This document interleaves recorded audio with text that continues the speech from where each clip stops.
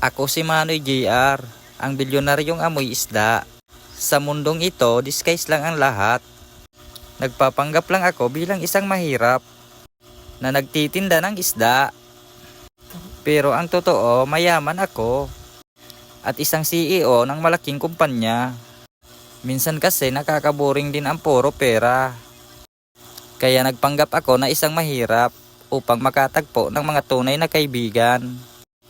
At sa huli, bibigyan ko sila ng tagsa 10 milyon. Kasabwat ko pala ngayon ang babaeng aking kinakasama na sa totoong buhay ay aking sekretarya. Ang aming mga anak ay inedit lang namin yan. Ha ha ha ha. Kaya ito ako ngayon, kunwari kukuha ng panindang isda. Pero sa totoo lang, ibibigay ko lang yan sa aking mga katulong at driver. Kaso kapag wala ka palang pera ay wala ka palang kaibigan. Kaya sa huli wala akong napili na pagbibigyan ng tagsa 10 milyon. Ha ha ha ha.